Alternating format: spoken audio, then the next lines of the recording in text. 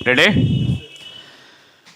तो नमस्कार छात्रों, आज हम लोग एक नए चैप्टर के विशेष में समझने वाले हैं, उन्हें वन शॉट में कंप्लीट करने वाले हैं और पूरे नाभिक चैप्टर को हम लोग आज ब्रीफली समझ लेंगे कि इसमें कौन कौन से पॉइंट है। टोटल इसमें 24 पॉइंट आएंगे जिनको आज हम क्लियर करेंगे। ठीक है, तो स्टार्ट करते हैं पहले पॉइंट से और ये पहला पॉइंट है डिस्कवरी ऑफ न्यूट्रॉन, यानी कि न्यूट्रॉन की खोज। ठीक है, तो न्यूट्रॉन की खोज किस प्रकार से हुई इसके बारे में हमें जानना है। तो ये घटना है 1932 की। कब की घटना है? 1932 की। और जो साइंटिस्ट थे नाम है जेम्स चैडविक। क्या नाम था बेटा? और ये इंग्लिश साइंटिस्ट थे और सन 1932 में उन्होंने ये प्रयोग किया था। प्रयोग में उन्होंने क्या किया? 3 चीजों को लिया था प्रयोग के लिए।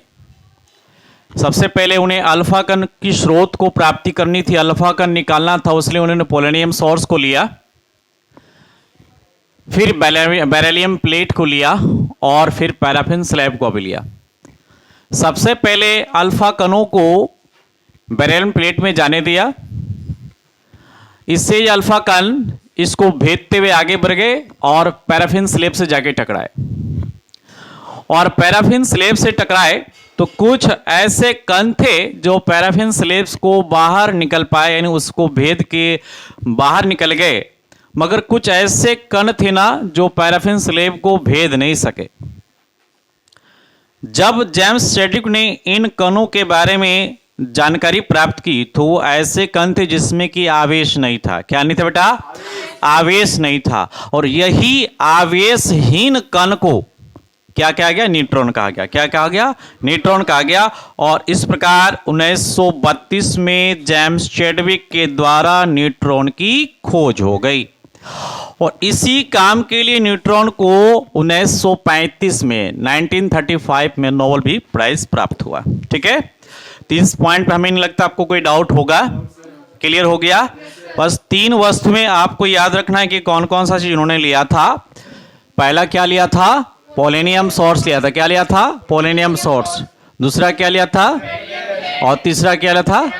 ठीक है, और अल्फा कण को सबसे पोलोनियम सोर्स निकाले कहां डाला गया?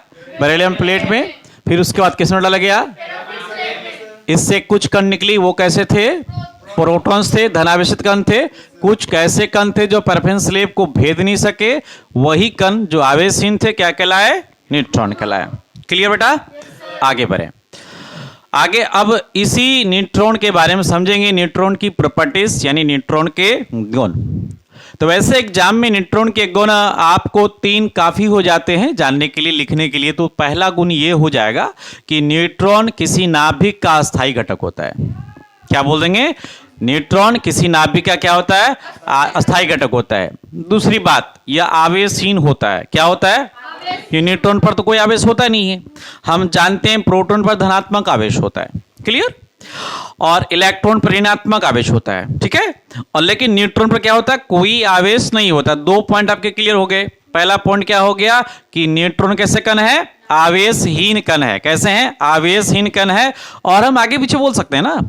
और दूसरा क्या बोल देंगे? यह नाभिक का अस्थायी घटक है। क्लियर है? तो 2 पॉइंट आपने यहां क्लियर कर लिया। और एक पॉइंट आप यहां पे लगा दो कि इसकी भेदन क्षमता क्या होती? अधिक होती है।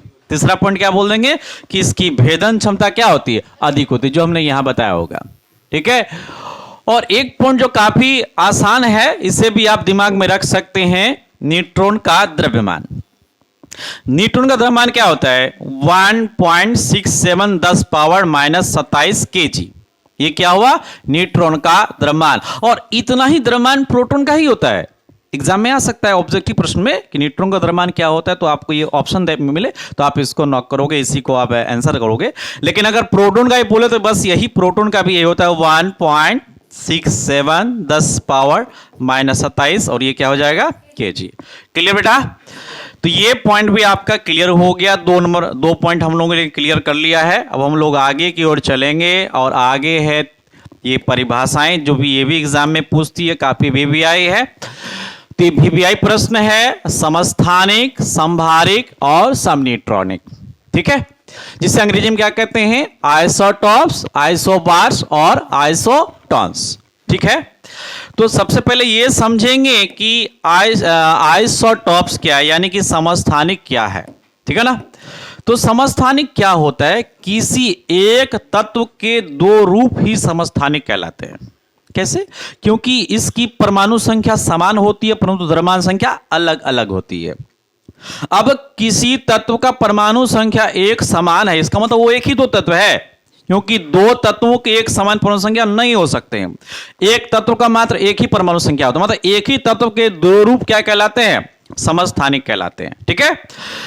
संभारिक क्या हुए कि ऐसे दो तत्व, अब इसमें दो तत्व लगा देना है कि ऐसे दो तत्व जिसकी परमाणु संख्या अलग अलग हो, परमाणु संख्या क्या हो, अलग अलग हो, परंतु द्रव्यमान संख्या एक समान हो, तो क्या हो जाएगा बेटा, संभारिक। और हम आते हैं समन्यूट्रॉनिक। समन्यूट्रॉनिक मतलब दो अलग अलग नाभिक लेना है, कौन सा, दो अलग अलग नाभिक देना है और उन दोनों नाभिकों में न्यूट्रॉनों की संख्या एक समान हो। किस संख्या के समान हो, न्यूट्रॉनों की, तो हम क्या बोलेंगे, समन्यूट्रॉनिक। आइए हम लोग यहां पर एग्जांपल भी देख लेते हैं, परिभाषा को एक बार देख लेते हैं, ठीक है। तो अभी हमने समस्थानिक की परिभाषा लिखा और यहां पे देखिए कि ऐसे तत्व जिनकी परमाणु संख्या एक ही हो परंतु द्रव्यमान संख्या अलग अलग हो, क्या कहलाएगा, समस्थानिक कहलाएगा। जैसे कि हाइड्रोजन के 3 समस्थानिक है। कितने समस्थानिक बेटा, 3 समस्थानिक। कौन कौन से, प्रोटियम, ड्यूटेरियम और ट्राइटियम। बहुत सुंदर। और प्रोटियम का चूंकि हाइड्रोजन ही है, ये क्या है, हाइड्रोजन ही है, तो सबका परमाणु संख्या तो ये एक समान मिलेगा, 1 1 और 1। और हम जानते हैं परमाणु संख्या नीचे लिखा जाता है सब स्क्रिप्ट में। सुपर स्क्रिप्ट में क्या लिखा जाता है, इसकी द्रव्यमान संख्या। तो देखिए ये द्रव्यमान संख्या क्या हो गया, 1, इसका क्या हो गया 2 और इसका क्या हो गया 3। तो यहां पर आप द्रव्यमान संख्या अलग अलग देख पा रहे होंगे, तो ये कौन से तत्व हो गए, समस्थानिक हो गए। क्लियर बेटा। अब हम लोग आगे चलेंगे। आगे क्या है बेटा, संभारिक है। क्या है, संभारिक है। तो संभारिक हमने पहले परिभाषा बता दिया, जिसकी द्रव्यमान संख्या अलग अलग हो परंतु जिसकी द्रव्यमान संख्या एक समान हो परमाणु संख्या अलग अलग हो, क्या कहलाएगा, संभारिक कहलाएगा। और ये संभारिक में हमने दो तत्व को लिया है, एक लिया मैंने हाइड्रोजन को और दूसरा लिया मैंने हीलियम को। तो हाइड्रोजन का आपका देखते हैं परमाणु संख्या क्या है, 1 है, इसका परमाणु संख्या क्या है, 2 है। तो क्या परमाणु संख्या अलग है दोनों में, बिल्कुल परिभाषा में जा रहा। लेकिन द्रव्यमान संख्या देखिए, इसका भी द्रव्यमान संख्या 3 है, इसका भी क्या है 3 है। तो द्रव्यमान संख्या दोनों क्या है, बराबर है। तो ये कैसे तत्व हो गए, संभारिक तत्व हो गए। संभारिक मतलब समान भार वाले। अब समन्यूट्रॉनिक, समन्यूट्रॉनिक में क्या हो जाएगा, समन्यूट्रॉनिक में आपको दिख पा रहे हैं कि इसमें न्यूट्रॉन की संख्या एक समान है। तो आप एक तत्व हमने यहां लिया है बेरिलियम, ठीक है, और दूसरा तत्व क्या लिया है, बोरॉन। इसके प्रोटॉन संख्या इसमें 4 है, इसकी प्रोटॉन संख्या इसमें 5 है, इसकी द्रव्यमान संख्या 9 है, इसकी द्रव्यमान संख्या 10 है। हम जानते हैं नाभिक में जो न्यूट्रॉन की संख्या है ना, अगर यदि मास में यानी कि द्रव्यमान में, अगर द्रव्यमान में हम प्रोटॉन की संख्या को माइनस कर दें, किसकी संख्या को, प्रोटॉन्स की संख्या को, तो हमें क्या मिल जाएगा, न्यूट्रॉन्स मिल जाएगा। तो आप 9 में से 4 घटाओ, कितना बचता है, 5। और आप 10 में से 5 घटाओ, कितना बचता है, 5। तो न्यूट्रॉन किससे निकले, 5, इसमें न्यूट्रॉन किससे निकले, 5। तो ये क्या हो गए, समन्यूट्रॉनिक हो गए। अर्थात बेरिलियम और बोरॉन क्या है, समन्यूट्रॉनिक है। ये भी पॉइंट क्लियर हो गया बेटा। चलिए अब इससे हम लोग आगे बढ़ते हैं और नेक्स्ट पॉइंट पर अब लोग चलते हैं। नेक्स्ट पॉइंट हमारा क्या है, नाभिक का आकार। नाभिक का आकार का अंग्रेजी क्या हुआ, साइज ऑफ न्यूक्लियस। तो नाभिक मतलब किसका, तो परमाणु का नाभिक की बात की जा रही है। परमाणु वैसे ही छोटा कण है, इतनी छोटा कण है कि हमें नग्न आंखों से देख नहीं सकते, खुली आंखों से देख नहीं सकते। तो ऐसे कण का द्रव्यमान ज्ञात करना बड़ा मुश्किल बात है, लेकिन फिर भी साइंटिस्टों ने इसका भी द्रव्यमान ज्ञात किया है।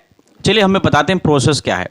कि जब कोई कण बहुत ज्यादा छोटा होना, क्या हो, बहुत ज्यादा छोटा होना, तो उसे गोलीय रूप मान लिया जाता है। क्या माना जाता है, गोलीय, अर्थात वो गोलाकार रूप में प्रेजेंट हो जाता है। और जब गोलाकार रूप में प्रेजेंट हो जाए, और ये भी जानते हैं कि परमाणु का सारा द्रव्यमान उसके नाभिक में होता है। क्लियर है। तो यानी जो परमाणु का द्रव्यमान होगा वो नाभिक का आकार बनेगा।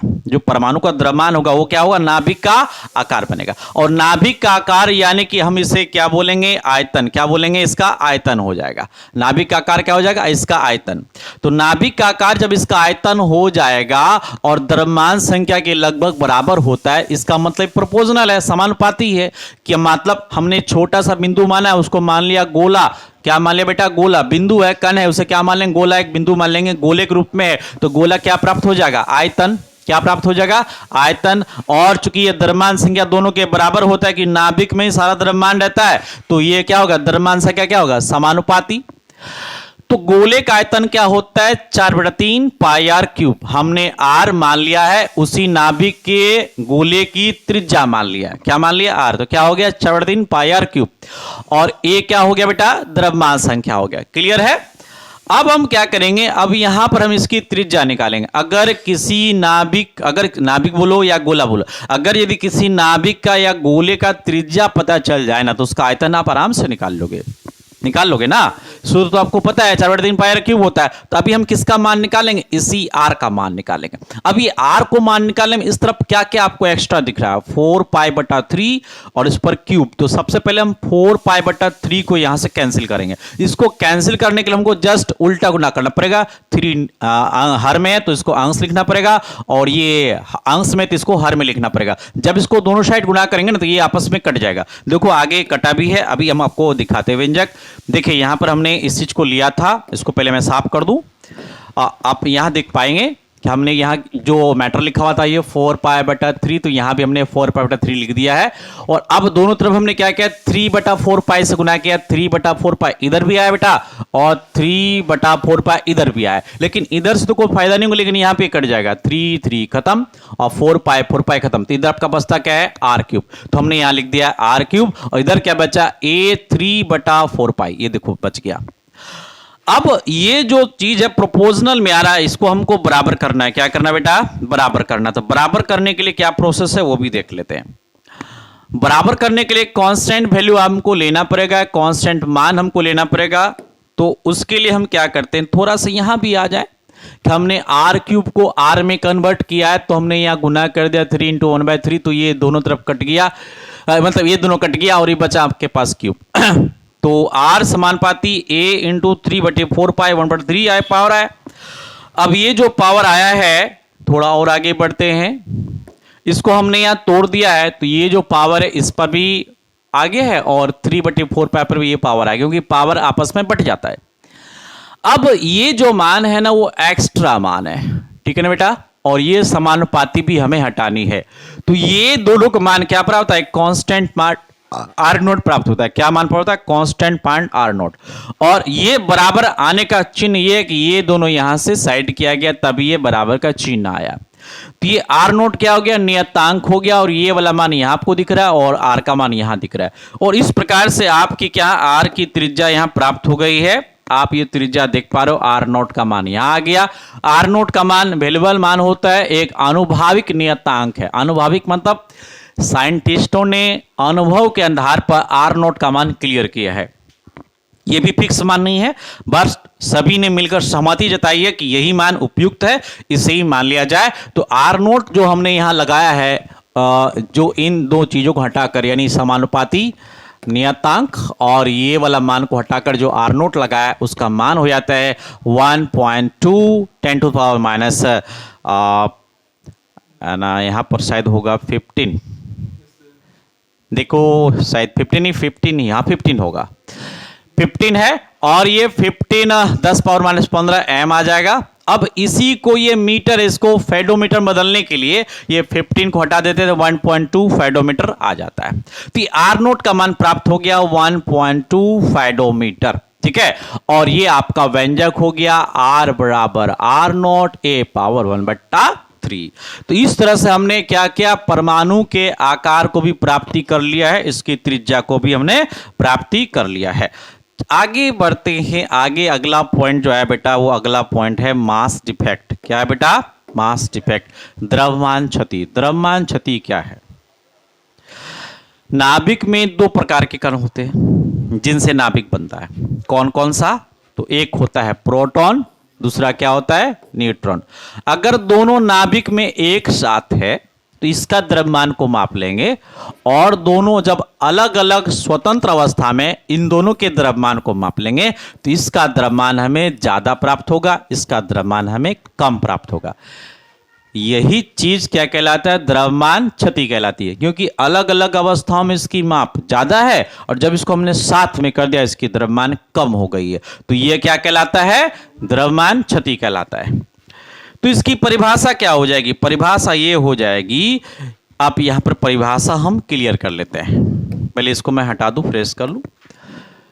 तो अब देखो परिभाषा क्या हो गया, जब नाभिक के घटकों का द्रव्यमान संयुक्त अवस्था की तुलना में मुक्त अवस्था से कम प्राप्त हो तो इसे क्या कहेंगे, द्रव्यमान क्षति कहेंगे। यानी मुक्त अवस्था से क्या इसका द्रव्यमान कम प्राप्त होता है, किस अवस्था का, संयुक्त अवस्था का, इसे क्या कहता है, द्रव्यमान क्षति कहते हैं। और इसी का एक छोटा सा व्यंजक भी हमने आगे निकाला होगा, हमने माना होगा कि नाभिक में जो प्रोटॉन्स है उसकी संख्या Z है और न्यूट्रॉन संख्या क्या है, A माइनस जेड है, क्योंकि A क्या होता है, द्रव्यमान संख्या, अभी बताया था।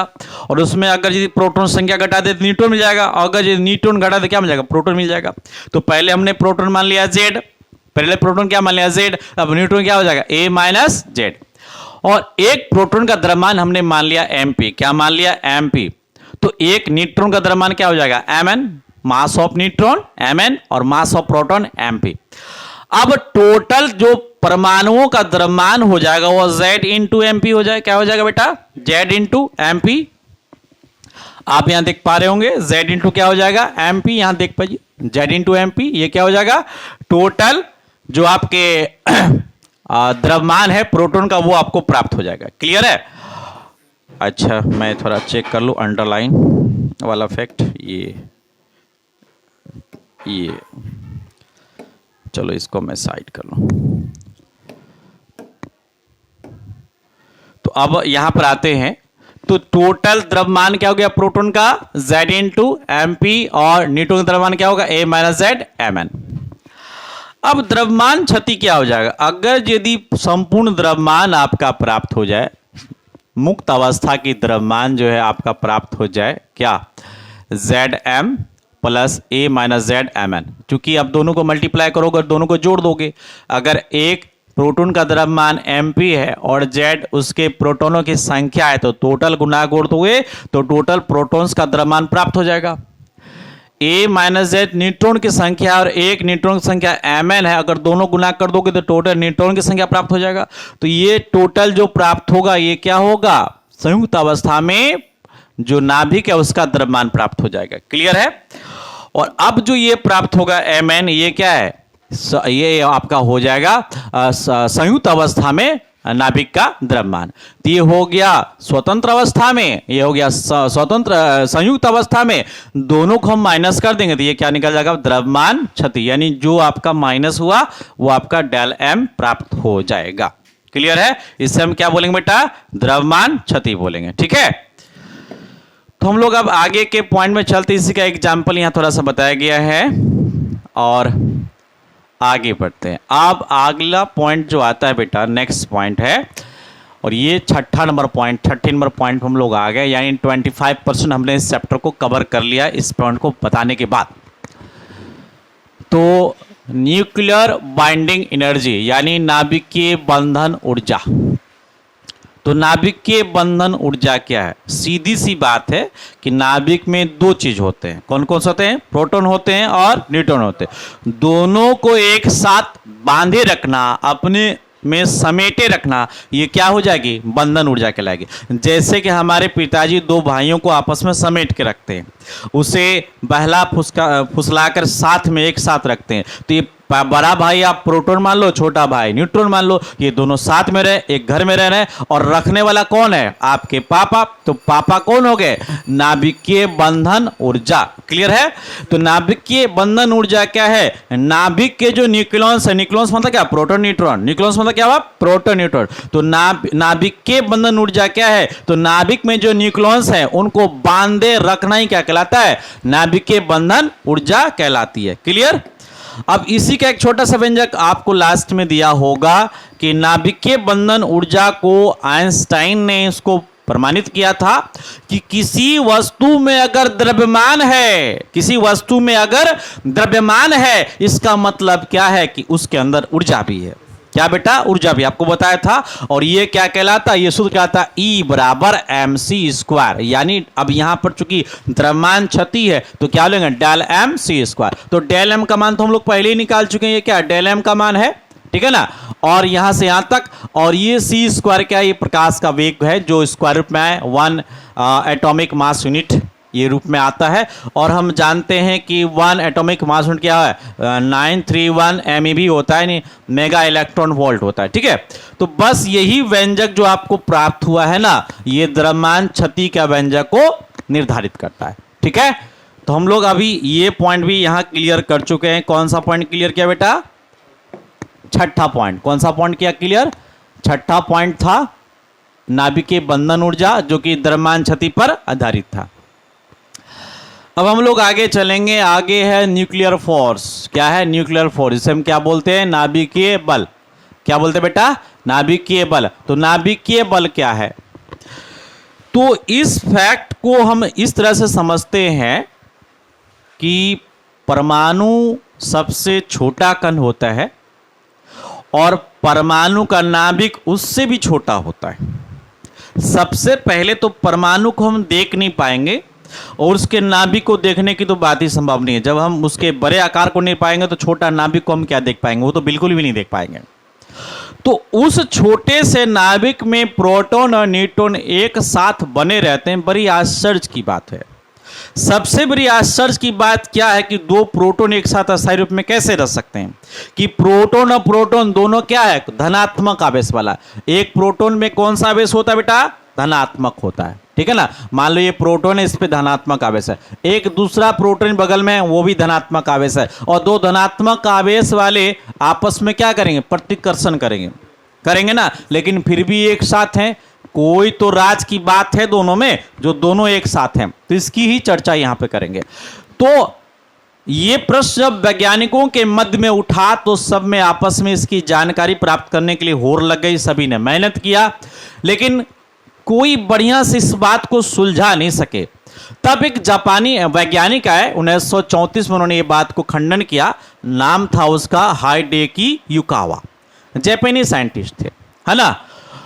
और उनके इस खोज के लिए 1948 में इन्हें नोबेल पुरस्कार भी प्राप्त हुआ। तो उन्होंने कैसे इसको एक्सप्लेन किया? उन्होंने कहा कि जो नाभिक के अंदर जो बल प्राप्त हो रहा है, नाभिक के बल, ये पाई मेसोन बल है। कौन सा बल है बेटा?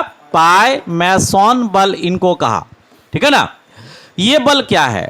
ये गुरुत्वाकर्षण बल से भी 10 पावर 38 गुना ज्यादा पावरफुल होता है। कितना? गुरुत्वाकर्षण बल से भी 10 गुना ज्यादा प्रभावशाली होता है। 38, है ना। कितना? 10 पावर 38 गुना ये ज्यादा प्रभावशाली होता है। और साथ में ये बताया कि ये जो कुलोम्ब प्रतिकर्षण बल है, इनसे भी ज्यादा ही प्रभावशाली होता है। इस बल की व्याख्या उन्होंने इस प्रकार से की, अगर एक हड्डी को दो बराबर मतलब कि शक्ति वाले कुत्तों में अगर यदि पकड़ा दिया जाए, उसके मुंह में उसको लगा दिया जाए, और जब दोनों उस हड्डी के टुकड़े को खींचेंगे तो दोनों में चूंकि बराबर बल है तो हड्डी को कोई ही खींच नहीं पाएगा, न ये वाला कुत्ता न दूसरा वाला कुत्ता, क्योंकि दोनों पर बराबर बल कार्य करता है। इसी प्रकार का बल कार्य करता है कौन? पाई मेसोन। ये किस किस पर लगता है? तो प्रोटॉन से प्रोटॉन के मध्य, न्यूट्रॉन से न्यूट्रॉन के मध्य और प्रोटॉन से न्यूट्रॉन के मध्य, ये 3 प्रकार से ये कार्य करता है। अब ये बल इतना प्रभावशाली होता है कि 2 प्रोटॉन को भी अपने अंदर समेटे रख सकता है, ठीक है ना। ये किस कारण से होता है? कि न्यूट्रॉन्स की गति करने कारण। ये जो न्यूट्रॉन्स होते हैं नाभिक में ना, ये घूमते रहते हैं इस तरह से नाभिक के अंदर, और न्यूट्रॉन्स के घूमने कारण इसमें क्या प्राप्त होता है? गतिज ऊर्जा। क्या प्राप्त होता है? गतिज ऊर्जा। और गतिज ऊर्जा प्राप्त होने के कारण इनका जो आकर्षण बल है प्रोटॉन का, प्रोटॉन के प्रति जो ये आकर्षण के कारण प्रतिकर्षण करते हैं, तो ये बल यहां 0 हो जाता है। क्या होता है, जीरो। और ये आवेशहीन हो जाते हैं, अर्थात उदासीन हो जाते हैं। क्या होते हैं, उदासीन। इसलिए नाभिकीय बल उदासीन बल है। कैसा बल है, उदासीन। यानी ये कोई तरह का आवेश अपने पास नहीं रखता है। आवेशहीन बल होता है कौन, नाभिकीय बल, लेकिन हाँ बहुत ज्यादा शक्तिशाली बल होता है। तो इस प्रकार हाइडेकी युकावा द्वारा यह मान लिया गया कि नाभिक के बल काफी प्रभावशाली बल होते हैं, जो गुरुत्वाकर्षण बल के 10 पावर 38 गुना होता है। और इसी खोज के उपरांत हाइडेकी युकावा को 1948 में क्या प्राप्त हुआ, नोबेल पुरस्कार की प्राप्ति हो गई। ठीक है ना। अब हम आगे पॉइंट पे चलेंगे और अगला पॉइंट क्या बेटा देख लेते हैं, प्रॉपर्टीज ऑफ न्यूक्लियर फोर्स। अभी जिसकी चर्चा की थी वही बात आ गया। ठीक है ना, प्रॉपर्टीज ऑफ न्यूक्लियर फोर्स यानी परमाणु बल के गुण। तो पहला गुण क्या होता है, नाभिकीय बल कम परास का बल होता है। कम परास का बल मतलब कि इसके जो न्यूक्लियॉन्स होते हैं जैसे प्रोटॉन और प्रोटॉन, ये काफ़ी आपस में नज़दीक सटे होते हैं, क्योंकि नाभिक में कण काफ़ी नज़दीक सटे ही होंगे, तो ये काफ़ी नज़दीक में सटे होते हैं, इसलिए कैसा बल हो गया, कम परास का बल हो गया। दूसरा अभी तुरंत बताया था कि यह कैसा बल होता है, आवेशहीन बल होता है, क्योंकि प्रोटॉन प्रोटॉन आवेश का जो प्रतिकर्षण करता है, ये इसकी क्षमता ही समाप्त हो जाती है एक दूसरे को प्रतिकर्षण करने की। ये साथ में रहने पर मजबूर हो जाते हैं, साथ में ही रहते हैं, इसलिए कैसा बल है, आवेशहीन बल है। समझ में आ रहा होगा बात। अब आगे बढ़ते हैं। तीसरा नंबर पॉइंट है कि नाभिकीय बल प्रकृति का सबसे प्रबल बल है ना। कैसा बल है, प्रबल बल है, यानी इससे ज्यादा प्रभावशाली बल अभी तक प्राप्त नहीं हुआ है।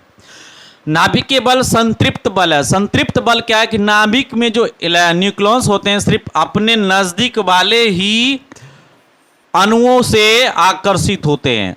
इस वाले, अगर हम इसमें कलर चेंज कर दूं, यहां पर ये कोई दूसरा कलर यहां कर देता हूं, तो इस वाले से इसका कोई रिलेशन नहीं है। ये अब मान लो इसका नंबर हम कर देते हैं A और इसका नंबर कर देते हैं यहाँ C, इसको कर दें B, इसको कर दें यहाँ D। तो इस A वाले को इस C से कोई मतलब नहीं है, इसको मतलब किससे है, B से है, और इस A को मतलब किससे है, तो ये D से है। इसको C से या कोई और तीसरा बल बगल में आ जाए E, तो यानी कण, तो उससे कोई मतलब नहीं है। यानी इसको पड़ोसी से सिर्फ मतलब होता है, उसके एक बगल वाले पड़ोसी को कोई मतलब नहीं है।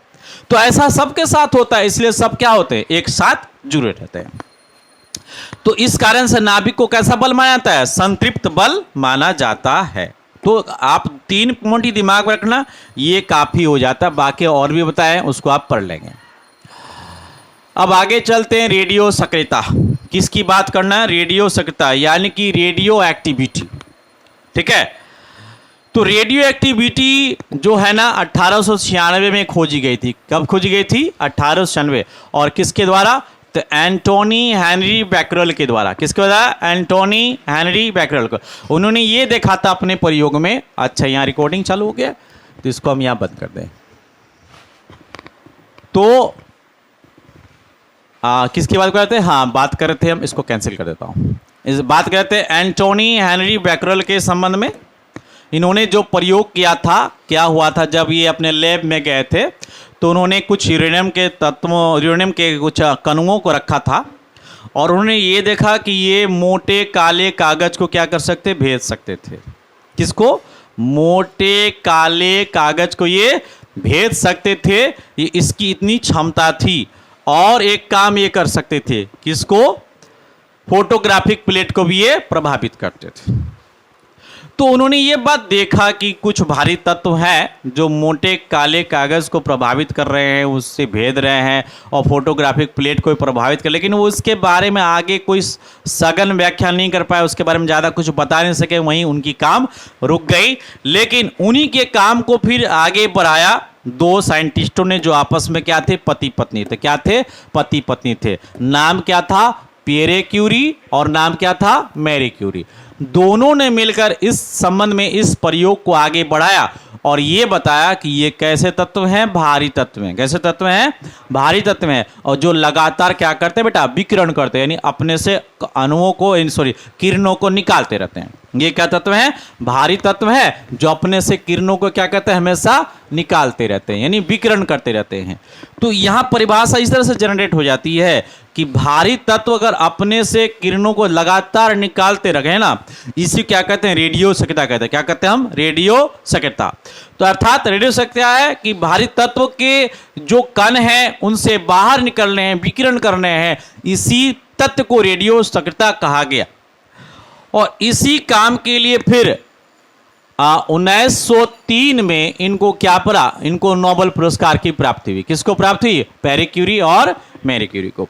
और इस प्रयोग को यहीं तक नहीं रोका गया, इसे रुदरफोर्ड ने भी आगे बढ़ाया। किसने, रुदरफोर्ड ने। और इसे 1899 में इस प्रयोग को करके दिखाया था। कब, 1899 में। इसी की चर्चा हमने यहां पर भी की होगी 1899 में। देखिए यहां पर 1899 चर्चा है।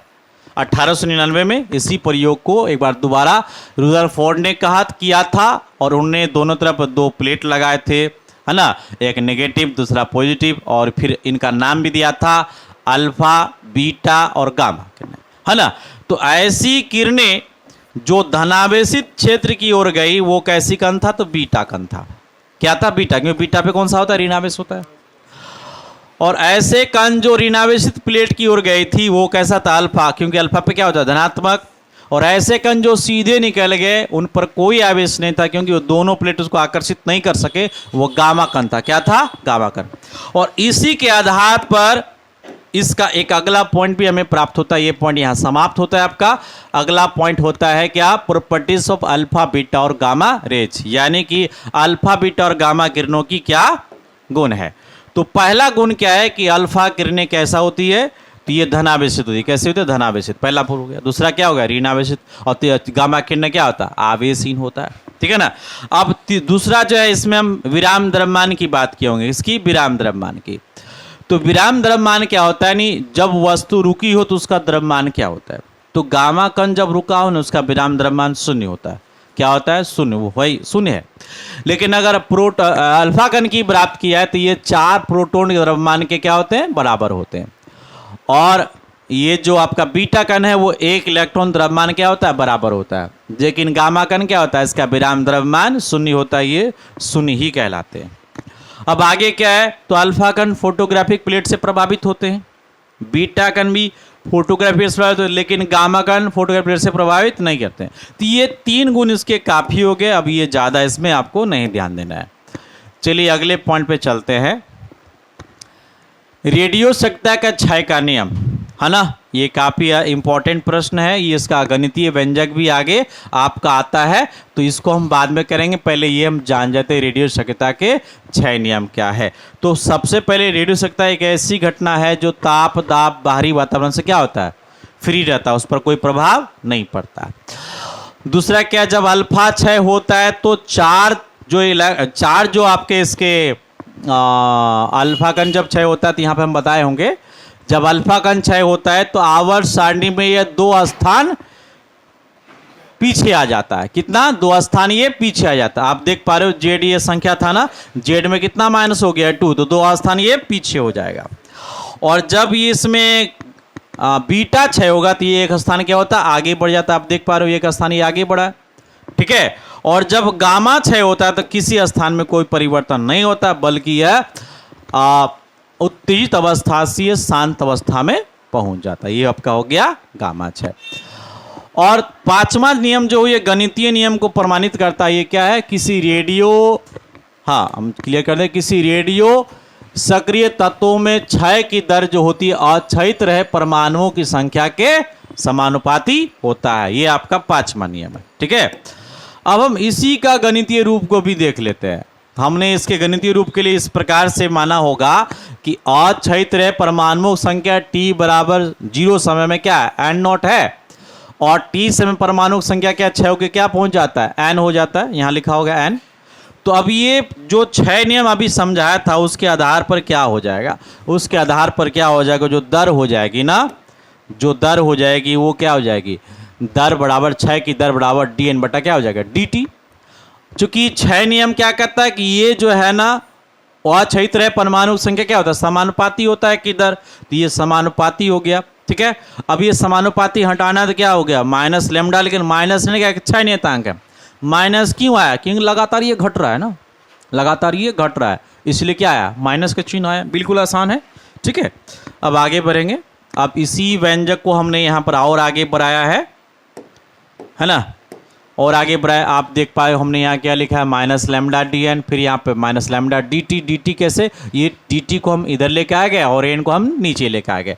फिर आगे क्या किया, दोनों तरफ हमने समाकलन करने पर, अब समाकलन किया तो समाकलन का चिन्ह भी लगा देंगे, डी एन बटा एन और माइनस लैम्डा आपका डी टी आ जाएगा। अब आगे बढ़ते हैं, देखो ये क्या हो जाएगा, 1 बटा एन डी एन, और ये क्या हो जाएगा, minus lambda D T. Integration जानते हैं 1 बटा एक्स का मान डी एक्स होता है, तो इस तरह से 1 बाय एन का मान क्या हो जाएगा आपका यहाँ पर लॉग एन, हम इसको कह देंगे किसमें, लॉग एन। लॉग एन ऐसे एक मिनट रुकिए बताते हैं कि इंटीग्रेशन जब करते हैं 1 बटा एक्स का तो ये हो जाता है लॉग एक्स। क्या होता है बेटा, लॉग एक्स। तो यहाँ पर क्या एन है तो क्या हो जाएगा, ये लॉग एन हो जाएगा। क्या हो जाएगा, लॉग एन। ये हो गया log n और हो गया minus lambda D T plus क्या हो गया k। और यदि t बराबर 0 लें तो क्या t बराबर n बराबर क्या हो जाएगा, n नॉट। क्या हो जाएगा, n बराबर n नॉट हो जाएगा। अब यहाँ पर हम देख लेते हैं log n नॉट का मान हमने यहाँ लिख दिया log n नॉट, क्योंकि दोनों तरफ हमने जो log n नॉट का मान था यहाँ किया था, तो ये मान लैम्डा डी टी क्या हो जाएगा, 0 हो जाएगा, ये 0 हो गया। तो n नॉट का मान क्या हो गया, k, और k का मान क्या हो जाएगा बेटा, k का मान यहाँ हो जाएगा k बराबर निकल गया log n नॉट। तो k का मान आपको प्राप्त हो गया log n नॉट। अब इसको हम समीकरण में रख देंगे। जब समीकरण में इसको रख देंगे तो ये मान क्या हो जाएगा, log n बराबर minus lambda T plus log n not.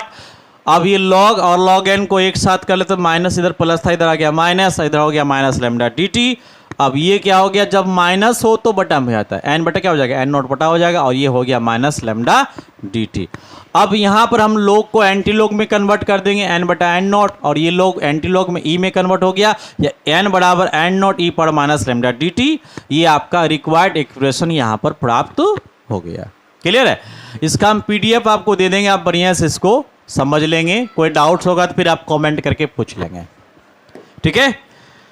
तो अभी हम आगे बढ़ेंगे। आगे क्या, half life of radio active substance, यानी किसी रेडियो सक्रिय पदार्थ का अर्ध आयु क्या होता है। क्लियर है, तो हम रेडियो सक्रियता के नियम से जानते हैं n बराबर क्या होता है, n नॉट और e power minus lambda T T. अगर माना कि हम मामले t बराबर t क्या है, ये स्मॉल t बराबर कैपिटल T क्या है, रेडियो सक्रिय पदार्थ की अर्ध आयु क्या है, अर्ध आयु। जब अर्ध आयु होगा इसका मतलब जो शुरुआत की आयु है उससे क्या हो जाएगा, आधा हो जाएगा। ये क्या हो जाएगा, अर्ध आयु। बस इसी मान को समीकरण में आपको बैठा देना है, n बराबर n नॉट को दिए हो गया मान, और ये वाला मान हो गया यहाँ पर, और यहाँ से आप n नॉट कटवा देंगे तो यहाँ पे हो जाएगा 1/2, और ये e पर power minus lambda T T. और इसको जब हम लोग उल्टा देंगे तो ये क्या हो जाएगा आपका, ये 1 गुना हो जाएगा, 2 गुना हो जाएगा 1 के साथ, ये हो जाएगा लैम्डा टी के साथ, और ये पलट के हो जाएगा 1/10। ये माइनस था ना बेटा, जब इसको बटम ले आएंगे तो माइनस समाप्त हो जाएगा, तो ये क्रॉस मल्टीप्लिकेशन गुना हो जाएगा, और इस तरह से ये लैम्डा टी बराबर log 2, और log 2 का मान हम यहाँ रख देंगे। ये log 2 का मान इस प्रकार से कन्वर्ट करते हैं, क्योंकि इसका आधार अभी 10 नहीं है, जब इसका आधार 10 देंगे तो 2.303 हो जाएगा, फिर ये log 2 आ जाएगा। अब log 2 के भी मान को यहाँ पे रख देना। log 2 का मान क्या होता है, 0.3010, सब मान को गुना कर देंगे तो ये आपको हो जाएगा 0.693 और बटा लैम्डा आ जाएगा। ये मेरा रिक्वायर्ड एक्सप्रेशन है जो हमें प्राप्त हो जाएगा। अब हमें जानना अल्फा क्षय क्या होता है।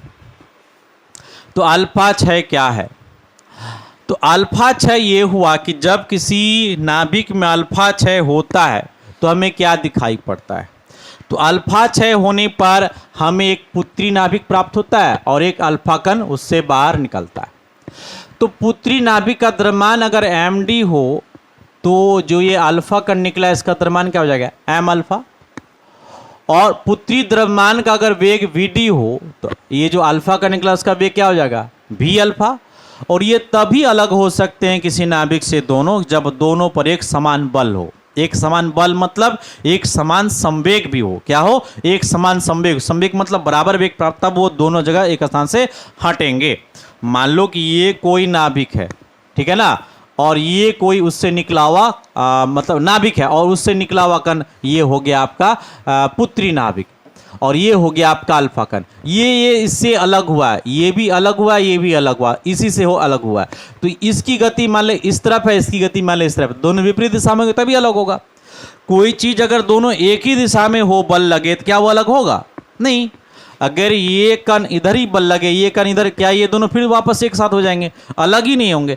अलग होने के लिए दोनों पर क्या होगा? विपरीत वेग लगेगा, एक दूसरे के विपरीत जाएंगे, और दोनों का वेग क्या होना चाहिए? बिल्कुल समान होना चाहिए। बस इसी का फायदा इस व्यंजक में हमें प्राप्त होता है, जो आगे चल के आपको यहाँ मिलेगा। हमने यहाँ पर सेम इक्वेशन लिखा है और देखो यहाँ पर प्राप्त हुआ है। ये समीकरण क्या होगा? ये mdvd, ये किसका वेग है? तो ये पुत्री नाभिक का जो है संवेग प्राप्त हुआ है, और ये किसका है? अल्फा कण का संवेग प्राप्त। दोनों संवेग को जोड़ दें, क्या होगा? मान 0 हो जाएगा, क्योंकि दोनों बराबर होना चाहिए, विपरीत दिशा में होना चाहिए। विपरीत दिशा है इसलिए दोनों का मान क्या हो गया? 0। ये अलग दिशा में जा रहा है, ये अलग, ये हो गया माइनस, ये पॉजिटिव, ये नेगेटिव, ये पॉजिटिव। ये लेकिन दिखाई नहीं पड़ता, ये साइलेंट इन द छिपा होता है माइनस, तो माइनस प्लस क्या हो जाएगा? 0। तो अब ये mdvd का मान हमें निकल गया, इससे हमको vd का मान निकालना है, और इसी मान को बस ये ऊर्जा संरक्षण नियम में हमको लगा देना है। ऊर्जा संरक्षण क्या होता है? गतिज ऊर्जा, यानी कि ये गतिज ऊर्जा किसका है? पुत्री नाभिक का। ये किसका है? तो अल्फा कण का। और दोनों में क्या गतिज ऊर्जा? दोनों की ऊर्जा निकलेगी, हमको ऊष्मा निकलेगी, यानी क्यू निकलेगा। तो इसका मान दोनों हमने यहाँ लिख दिया, बराबर क्या कर दिया? Q। अब वहां से जो vd मान प्राप्त हुआ है वो समीकरण नंबर 3 पे रख देंगे, तो कुछ इस प्रकार से मान आ जाएगा। फिर इसका स्क्वायर करेंगे, तीसरा से स्क्वायर में कन्वर्ट हो जाएगा, माइनस यहाँ समाप्त हो जाएगा। फिर यहाँ पर आपका कुछ मान कट जाएगा। कटने के बाद अब आगे जो इक्वेशन बचता है कुछ इस प्रकार से आपका कॉमन भी बाहर निकालते हैं। कॉमन बाहर निकालने के बाद अब ये m अल्फा का द्रव्यमान 4 हो गया, और ये आपका पुत्री नाभिक का द्रव्यमान ये वाला हो गया। फिर ये LCM लेंगे, इनका मान करेंगे कटाई। अब ये कटाई हो जाएगा तो ये आपका अल्फा कण की ऊर्जा हो गई, अल्फा कण का गतिज ऊर्जा हो गया। और ये चूंकि इस प्रकार से करंट निकलते निकलते लास्ट में आपका ये इक्वेशन प्राप्त होगा। काइनेटिक एनर्जी किसी एक अल्फा कण के प्राप्त होने के बाद ये वाला व्यंजक आपको यहां पर प्राप्त हो जाता है। अब बात करते हैं बीटा डीके, यानी कि बीटा क्षय। तो बीटा क्षय क्या होता है? हम जानते हैं कि किसी भी नाभिक में, वो नाभिक अगर कम द्रव्यमान वाला होता है वो अस्थायी होता है। क्या होता है? अस्थायी। जैसे उसमें न्यूट्रॉन की संख्या 20 से अधिक हो जाती है। क्लास लंबी हो रही है, शॉर्ट कर रहे हैं फिर भी ध्यान सुनिए। तो जब न्यूट्रॉन संख्या क्या होती है? 20 से ऊपर हो जाती है। कितने? 20 से ऊपर। जब 20 से ऊपर हो जाएगा वो अस्थायी हो जाता है। क्या होता है? वो अस्थायी। और जब अस्थायी होता है तो क्या होना चाहिए? अस्थायी होना चाहिए। क्या होना चाहिए? अस्थायी होना चाहिए। और अस्थायी होने के लिए वो क्या करता है? बीटा क्षय करता है। क्या करता है? बीटा क्षय। और जिससे क्या होता है? एक न्यूट्रॉन प्रोटॉन में कन्वर्ट हो जाता है। ये बात हमने बताया था। तो ये बीटा क्षय का एक्सप्लेन हो गया, आप इसे थ्योरी रूप में देख लेंगे। और अधिकतम, अब देखो कुछ प्रॉपर्टीज भी है। अधिकतर बीटा कण की ऊर्जा क्या होती है? बहुत कम होती है, नियत होती है। अब यहां देखो कुछ बीटा कण की ऊर्जा अधिकतम होती है, जिसे हम क्या करते हैं? अंत बिंदु ऊर्जा करते हैं। और चौथा क्या होती है? बीटा कण की ऊर्जा सतत होती है, सभी दिशाओं में होती है। अब है गामा क्षय। गामा क्षय तो बिल्कुल आसान है। अल्फा क्षय और बीटा क्षय, दोनों में से कोई एक क्षय हो नाभिक में तो नाभिक अस्थायी होता है। और अस्थायी होने के लिए एक खास क्षय करता है, अपने अंदर से ऊर्जा निकालता है। यही ऊर्जा क्या निकालता है? यही ऊर्जा क्या कहलाता है? गामा क्षय। क्या कहलाता है? गामा क्षय। हमने यहाँ एक फिगर बनाया, आप इसे समझ लिए गामा क्षय क्या हो गया। जैसे हमने यहाँ देखा कि ये मूल अवस्था ऊर्जा है, और ये Pb क्या कर रहा है? अभी एक बीटा क्षय कर रहा है। बीटा क्षय करने से एक इलेक्ट्रॉन बढ़ जाएंगे, एक इलेक्ट्रॉन नहीं बोलोगे, एक पॉजिट्रॉन बढ़ जाता है, जिससे 82 से कितना हो जाता है? 83, अर्थात परमाणु संख्या इसकी बढ़ गई। और ये तत्व जो लेड था वो किसमें बन गया? बिस्मथ में कन्वर्ट हो गया। लेकिन अभी क्या? उत्तेजित अवस्था में। किस अवस्था में? उत्तेजित। जब वो अपने अंदर से गामा क्षय करता है, कौन सा समय करता है? गामा क्षय करता है। तो गामा क्षय के बाद वो किस अवस्था में हो जाता है? मूल अवस्था में पहुंच जाता है। तो इसे हम क्या कहेंगे? गामा क्षय कहेंगे। बस इसका थ्योरी है, आप इसे पढ़ लीजिएगा। कृत्रिम रेडियोधर्मिता या कृत्रिम रेडियो सक्रियता क्या है? तो सन 1934 की बात है। कब की बात है? सन 1934 की बात है। और फ्रेंच साइंटिस्ट थे जिसका नाम था इरेन जूलियट क्यूरी, और उनकी पत्नी का नाम फ्रेडरिक जूलियट क्यूरी था। दोनों ने क्या किया? कम द्रव्यमान वाले नाभिक में भी कृत्रिम रेडियोधर्मिता को दर्शा दिया। जिसकी द्रव्यमान कम थी ना, उस पर उच्च अधिक यानी पावरफुल कोई न्यूट्रॉन का पावरफुल न्यूट्रॉन का जब उसमें बरसात किया तो वो क्या बन गया? तो उससे एक आप यहाँ देख लो, ये हीलियम जो है एक काफ़ी त्वरित परमाणु होता है ना। जब उसके छोटे द्रव्यमान वाले नाभिक में इसकी टक्कर करवाया जाता है तो उसमें वो अस्थायी हो जाता है, और अस्थायी होके क्या बना, अब ये ही देख लो, मुझे एग्जाम्पल ही आपको समझाते हैं, आपको ये समझ में आ जाएगा। तो ये हीलियम हो गया, और ये किस पर जाके टक्कर मारा, एल्युमिनियम पर।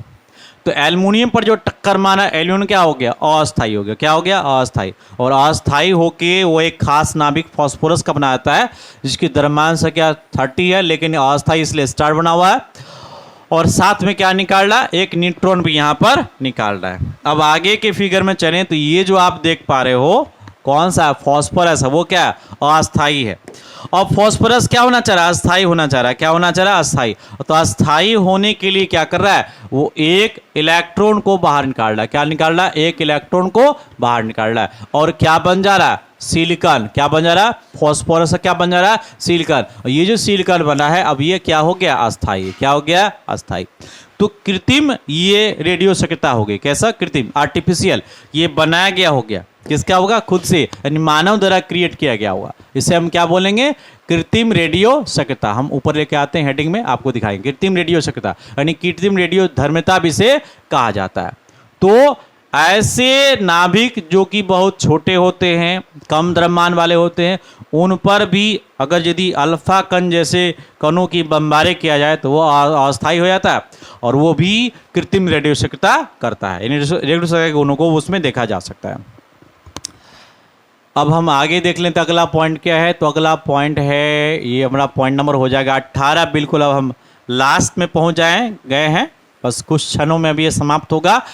तो रेडियो समस्थानिक के कौन कौन से उपयोग हैं। ट्रेजर तकनीक, अगर ज़मीन के अंदर कोई पाइप हमें बाहर निकालनी है, कोई केबल बिछानी है, तो ट्रेजर तकनीक में इसका उपयोग होता है। शरीर में कहीं हड्डी टूट गई है, उसको पता करने के लिए भी इसका उपयोग होता है। इसके अलावा कहीं मशीन के पार्ट पुर्जे टूट गए, उसको भी पता करने के लिए इसी तकनीक का उपयोग होता है। भूमिगत पाइपलाइन में कहीं कोई रुकावट आ गई, उसको पता करने के लिए इसी का उपयोग होता है। तो ये किसके प्रयोग हैं, रेडियो समस्थानिक के प्रयोग हैं। ये आपका थ्योरेटिकल है बेटा, इसको आप पढ़ लेंगे बढ़िया से, ठीक है। अब आगे बढ़ते हैं। अगला चीज क्या है बेटा, परमाणु ऊर्जा। क्या बेटा, परमाणु ऊर्जा मतलब न्यूक्लियर एनर्जी। क्या हो गया, न्यूक्लियर एनर्जी। तो न्यूक्लियर एनर्जी क्या है, आपने परमाणु बम को तो सुना है, फटता है, आपने सुना भी है, हिरोशिमा नागासाकी पर परमाणु बम फूटा है। ये किस प्रकार से काम करता है, तो ये एक न्यूट्रॉन करते हैं किसी नाभिक पर जब आक्रमण, तो नाभिक हो जाता है उत्तेजित अवस्था में, और उससे निकलते 3 न्यूट्रॉन, और वो 3 न्यूट्रॉन फिर अगले नाभिक को तोड़ने के लिए अस्थायी होते हैं। और ये 3 से 3 बढ़ते जाते हैं, यानी 1 से निकला 3, 3 से निकले 9, फिर 9 से निकला 27, 27 से निकलेंगे 81, इतने सारे न्यूट्रॉन निकलेंगे, और इतनी तेज अभिक्रिया करेंगे कि वह बम जैसा फटेगा, और इतनी ज़्यादा एक्सप्लोजन होगी, इतनी ज़्यादा ऊर्जा निकलेगी कि हम समझ नहीं सकते वो कितनी ज़्यादा ऊर्जा होगी। यानी पल भर में सारी चीज़ नष्ट हो जाते हैं। तो ये क्या कहलाता है, ऐसी ऊर्जा क्या कहते हैं हम, नाभिकीय ऊर्जा कहते हैं। क्या कहते हैं, नाभिकीय ऊर्जा कहते हैं, ठीक है। अब इसी का थ्योरी रूप है, यहाँ इसको पढ़ लेंगे, थोड़ा हम इसको समझा ही देते हैं, हल्का सा पढ़ लेते हैं कि जब किसी नाभिक पर उच्च ऊर्जा कणों की बमबारी की जाती है तो नाभिक पुत्री नाभिक एवं बहिर्गामी कणों में बट जाता है। इसी को क्या कहते हैं, नाभिकीय अभिक्रिया कहते हैं। और इसमें निकलने वाली ऊर्जा क्या कहलाती है, नाभिकीय ऊर्जा कहलाती है। Is that clear. अब आगे बढ़ते हैं। अब ये थोड़ा सा एग्जाम्पल भी यहाँ देख लेते बेटा। एग्जाम्पल क्या है, तो इसमें हमने एक लिया है उच्च ऊर्जा कण, दूसरा क्या है, नाभिक लिया है, और इससे क्या बन जाएगा, एक पुत्री नाभिक, ये बहिर्गामी कण, और क्या निकल जाएगी इससे नाभिक की ऊर्जा भी इससे हमें प्राप्त हो जाएगी, ठीक है। तो अब हम पढ़ते हैं आगे, और इसकी कुछ थ्योरी आप इसे पढ़ लेंगे। ये 2 प्रकार की होती है, एक ऊष्माशोषी होती है, क्या होती है, एक ऊष्माक्षेपी होती है ना। तो ये क्षेपी यहाँ होगा बेटा, ये क्षेपी होगा, ऊष्माक्षेपी। क्या हो जाएगा भाई, ऊष्माक्षेपी, ऐसे लिखना, ऊष्माक्षेपी ऊर्जा होता है, ठीक है। तो दोनों के बारे में हमने एग्जाम्पल सहित परिभाषा भी लिखा दी है। परिभाषा भी हमने यहाँ पे दे दिया है। परिभाषा क्या होगा कि एंडोथर्मिक का हो गया, एनर्जी का ऐसी नाभिकीय अभिक्रिया जिसमें एक ऊष्मा की आवश्यकता होती है। क्या होती है, ऊष्मा की आवश्यकता, उसमें क्या बोलेंगे, ऊष्माशोषी। और जिससे ऊष्मा बाहर निकलता क्या होगा, ऊष्माक्षेपी। क्लियर। अब आगे जो पॉइंट है पढ़ेंगे नाभिकीय विखंडन। तो बिल्कुल आसान है। नाभिक के जो न्यूक्लियस हैं, नाभिक के जो घटक कण हैं, अगर वो आपस में बढ़ जाते हैं, विखंडित हो जाते हैं, तो ये प्रक्रिया क्या कहलाएगी? नाभिकीय विखंडन की प्रक्रिया कहलाएगी। ठीक है ना। अब ये नाभिकीय विखंडन क्या हो गया? जैसे यूरेनियम कोई तत्व है, क्या है? यूरेनियम कोई तत्व है ना। इसका परमाणु संख्या 92 है, द्रव्यमान संख्या 235 है। जब इसमें एक न्यूट्रॉन की बरसात करेंगे तो ये अस्थायी हो जाएगा और ये क्या बन जाएगा? 236 बना लेगा। 35 से कितना हो जाएगा? 236। और ये दो तत्वों में बन जाएगा। एक क्या हो जाएगा? बेरिलियम, दूसरा क्या हो जाएगा? क्रिप्टन। और साथ में क्या निकलेंगे? 3 न्यूट्रॉन भी निकलेंगे और भारी मात्रा में क्या होगी? ऊर्जा। ये अभिक्रिया क्या कहलाएगी? नाभिकीय विखंडन कहलाएगी। क्लियर है? क्योंकि ये नाभिक दो भागों में बट गया। तो सीधी सी बात है, नाभिक के दो भागों में बटने की प्रक्रिया क्या कहलाती है? नाभिकीय विखंडन कहलाती है। ठीक है। इसका भी थ्योरी आप इसे पढ़ लेंगे। अब नाभिकीय विखंडन का एक द्रव बुंद मॉडल भी है, बहुत आसान है कि दो तरह के बल कार्य करते किसी नाभिक पर। एक होता है नाभिकीय बल जो पृष्ठ तनाव के रूप में कार्य करता है, दूसरा क्या है? कूलॉम प्रतिकर्षण बल। तो नाभिकीय बल क्या करता है? अब नाभिकीय बल के बारे में थोड़ा समझिए। नाभिकीय बल जो मूल रूप से बोलेंगे, जो कॉमन रूप से बोलेंगे कि नाभिकीय बल क्या काम करता है, तो यहाँ देखिए हमने यहाँ पर आपको बताया होगा कि नाभिकीय बल जो होता है वो गोलीय आकृति को बनाए रखता है। किस आकृति को? गोलीय आकृति को बनाए रखता है। और कूलॉम प्रतिकर्षण बल क्या करता है? वो गोलीय आकृति को नष्ट करने की कोशिश करता है। तो नाभिकीय बल क्या है? उसे गोल बना कर रखा है। कूलॉम प्रतिकर्षण क्या है? उसे गोल से हटाने की कोशिश करिए। गोल तुमको हम रहने देंगे। नाभिकीय बल बोला तुमको गोल रहने देंगे, और कूलॉम प्रतिकर्षण क्या होता है? तुमको गोल हम रहने नहीं देंगे। ये दो तरह का बल इसमें कार्य करता है। तो जब कोई बहिर्गामी कण इस पर हम आक्रमण करते हैं तो ये सपोर्ट कर देता है कूलॉम प्रतिकर्षण बल को। किसको सपोर्ट करता है? कूलॉम प्रतिकर्षण बल को। और नाभिक फिर क्या होता है? दो भागों में टूट जाता है, क्योंकि सपोर्ट मिल गया। अब ये बल जो है नाभिक को ब्रेक कर देगा, तोड़ देगा। तो ये जो प्रक्रिया है इसे द्रवबुंद मॉडल कहा जाता है। ठीक है बेटा। चूंकि ये बहुत दिनों की क्लास है, ये 24 क्लास को हम एक दिन में कवर कर रहे हैं। कितना? 24 क्लास को। एक एक क्लास बताने में बेटा समय लगा है 40 से 45 मिनट। आप समझ रहे हो, उतने क्लास को हम तुरंत एक क्षण में कंप्लीट करना आसान नहीं, फिर भी हम उसको करने के प्रयास कर रहे हैं, आपको समझाने की कोशिश कर रहे हैं। और ये सब क्लास आपको लगातार चाहिए, ब्रेक बाय ब्रेक चाहिए, अलग अलग चाहिए, तो हमारे यूट्यूब चैनल को सब्सक्राइब कर सकते हैं, बारी बारी सारी क्लासों को देख सकते हैं। नहीं तो लाइव क्लास जो हमारी चलती है कोचिंग में, आप वहां पर आके ज्वाइन करके ये सब क्लास भी आप कर सकते हैं। बहुत डिटेल्स हम सारी बातों को वहां व्याख्यान करते हैं, सब में टाइम लगाते हैं, सबको एक्सप्लेन करते हैं, बहुत मक्खन समझाते हैं। आपका जी और नीट का एग्जाम भी आराम से आप इसे क्रैक कर सकते हैं। तो हम अब लास्ट नहीं बोलेंगे, अभी अगले पॉइंट पे आ गए हैं। ये अगला पॉइंट क्या बेटा? न्यूक्लियर रिएक्टर है। क्या बेटा? न्यूक्लियर रिएक्टर है। तो ये न्यूक्लियर रिएक्टर के 5 भाग होते हैं। कितने भाग होते हैं? 5 भाग हैं। 5 तरह से काम करता है। तो पहला क्या होता है न्यूक्लियर रिएक्टर में? इसका जो ईंधन, ये क्या होता है? ईंधन। ईंधन को क्या कहते हैं? विखंडनीय पदार्थ। क्या कहते हैं? विखंडनीय पदार्थ। उसमें कौन कौन से पदार्थ होते हैं हम जानते हैं। उसमें होता है यूरेनियम। पहला क्या होता है? यूरेनियम, जो कि 235 होता है। थोरियम 232 होता है। प्लूटोनियम 239 होता है। प्लूटोनियम 240 होता है। और प्लूटोनियम 241 होता है। यानी ये 200, यूरेनियम 235, 232, 239, 240 और 241, ये 5 ऐसे तत्व हैं, बोलेंगे तत्व ही बोलेंगे फिलहाल। तो ये क्या है? ये नाभिकीय विखंडन में काम देते हैं और नाभिकीय रिएक्टर में ये काम करते हैं। तो सबका अलग अलग काम है। तो ये आपके नाभिकीय विखंडन पदार्थ क्या करता है? ये नाभिक को, यानी कि ये रिएक्टर को ईंधन देने का क्या करता है? ईंधन। मंदक, जिसको हम लोग अंग्रेजी मॉडरेटर करते हैं, ये क्या करता है? तीव्रगामी जो न्यूट्रॉन्स होते हैं, जो नाभिक की अभिक्रिया को करवाते हैं तेज गति से, 1 से 3, 3 से 9, 9 से 27 बनते हैं, तो ये इन न्यूट्रॉनों को धीमा करता है। कौन धीमा करता है? ये मंदक। अब नियंत्रक पदार्थ, इसको हम यूज करते हैं कैडमियम की छड़ को। याद होगा किसको यूज करते हैं? कैडमियम की छड़ को। ये क्या करता है? जब नाभिक बहुत ज़्यादा उत्क्रमित हो जाती है, बहुत ज़्यादा पावरशाली हो जाती है, इसको रोकने के लिए इसी कैडमियम की छड़ की आवश्यकता पड़ती है। ये न्यूट्रॉन्स के अपनी ओर अवशोषित कर लेते हैं, आकर्षित कर लेते हैं। शीतलक, ये नाभिक को ठंडा करने का प्रयास करता है। किसको? ठंडा रखने का। और और इसी से हमें क्या प्राप्त हो जाता है, इससे जैसे हम जल का उपयोग करते हैं, जल गर्म हो जाती है, जल गर्म होगा तो क्या होगा, नाभिक रिएक्टर चलेगा, और जब नाभिक रिएक्टर चलेगा तो इससे हमें क्या प्राप्त होगी, ऊर्जा की प्राप्ति होगी, और ये ऊर्जा क्या करेगा, हमें बिजली बनाने में उपयोग करता है ना। तो इसी का एक अगला है नाभिक रिएक्टर का कार्य प्रणाली, जो हमने इसी थ्योरी को एक्सप्लेन कर दिया है, इसको आप बढ़िया से पढ़ लेंगे। यही भाप इंजन जो जेम्स वाट ने चलाया था बेटा, उसी पर कॉन्सेप्ट होता है, पिस्टन चलता है भाप के द्वारा, नाभिकीय रिएक्टर क्या करता है, नाभिकीय रिएक्टर आपका ये हो गया बेटा, ये क्या हो गया आपका नाभिकीय रिएक्टर, इसको मैं साफ कर दूं पहले, ये आपका हो गया नाभिकीय रिएक्टर। इसके चारों लेयर में हम जल लगाते हैं, क्या लगाते हैं बेटा, जल। जल का होता है जो ठंडा करने के लिए, शीतलक, चौथा पॉइंट। और ये शीतलक जब गर्म होता है, नहीं ये पानी जब गर्म होता है क्या बन जाता है, भाप, और भाप जब बनता है इससे क्या चलता है, इससे चलता है हमारा डायनेमो चलता है, या डायनेमो नहीं, डायनेमो से पहले हमें चलता है वो गिरनी जो भाप चलाती है पिस्टन के द्वारा, जेम्स वाट का इंजन यहाँ काम करता है बेटा, पिस्टन चलता है, पिस्टन से चल जाती है मेरा वो चक्र, और चक्र चल जुड़ा होता है, किससे जुड़ा होता है, डायनेमो से, और डायनेमो घुड़ जाता है, डायनेमो घुड़ने से हमें क्या प्राप्त होती है, बिजली प्राप्ति हो जाती है। तो ये बहुत एक्सप्लेन करके बताया, इससे भी आप पीडीएफ दे देंगे, आप वहां से पढ़ लीजिएगा, ठीक है। अब बात करते हैं अगले पॉइंट में, क्या कोई पॉइंट छूट गया क्या, नाभिकीय संलयन, ठीक है, नाभिकीय संलयन को बता दें। और नाभिकीय संलयन मेरा शायद लगता है कि ये लास्ट पॉइंट है आपका, और ये समाप्त हो जाएगा, है ना।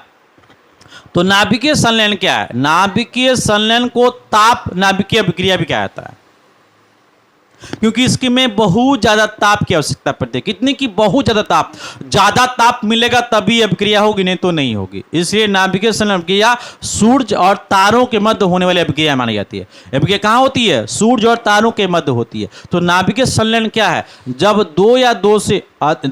दो नाभिक जो मध्यवर्ती नाभिक होते हैं आपस में जुट जाए, क्या होता है, आपस में जुट जाए, तो वह अभिक्रिया क्या कहलाएगी, नाभिकीय संलयन अभिक्रिया कहलाएगी। लेकिन बताओ, जो नाभिक जो धनावेशित है, कैसे हैं, धनावेशित है, हम जरा यहाँ पे ले लें इंक, ये कैसे हैं, धनावेशित है, ये भी धनावेशित है, ये भी धनावेशित है, क्या ये दोनों जुटेगा, नहीं जुटेगा, प्रतिकर्षण कर जाएगा।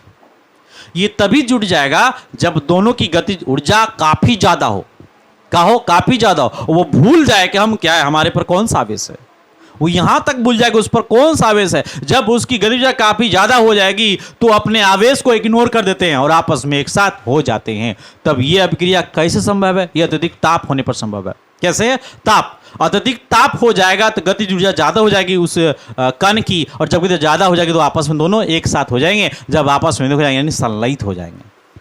और अत्यधिक ताप किस में संभव है, तो सूर्य और तारों में ही संभव है। नॉर्मल टेम्परेचर हमारी धरती पर इतनी प्राप्त हो ही नहीं सकती, तो हमारा धरती ही जल जाएगा, हमारी धरती ही जल जाएगा। इसलिए ये ताप हमारी धरती पर संभव नहीं है। ये कहां पर संभव है, सूर्य और तारों में ही संभव है, ठीक है ना। उसकी थोड़ी सी हम व्याख्या लास्ट में किए होंगे, हम आपको वो चीज पढ़ के सुना देते हैं।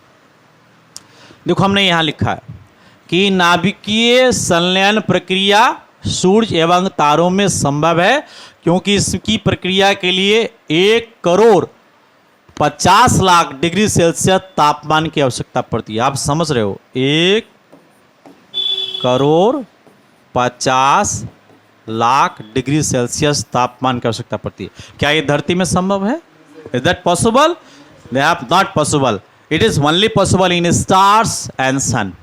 ये कहां संभव है, सिर्फ तारों में और सूर्य में ही संभव है, अन्यथा और कहीं संभव नहीं है। इसलिए यह अभिक्रिया ताप नाभिकीय अभिक्रिया भी कहलाती है, नाभिकीय संलयन अभिक्रिया। तो यहां पर यह सब्जेक्ट बेटा आपका कंप्लीट हो जाता है। हमने सक्सेसफुल सारे पॉइंट्स 2400 पॉइंट को बहुत बढ़िया से मक्खन से समझा दिया है। फिर वही बात कहेंगे, हर एक पॉइंट को समझने में बेटा 40 मिनट लगे हैं। आप समझो बहुत लंबी क्लास है, फिर भी हमने शॉर्ट टर्म में उसको कंप्लीट किया है। तो लाइक करने का आपका ऑप्शन बनता ही है, आप लाइक कर देंगे वीडियो को, और चैनल को सब्सक्राइब कर देंगे, और हमसे जुड़ भी जाएंगे, और लगातार वीडियो देखते भी रहेंगे, ठीक है। तो आज हम इतने ही रहते हैं। जय हिंद, जय भारत। आपका 2026 का एग्जाम बहुत अच्छा से जाए। Welcome, thank you.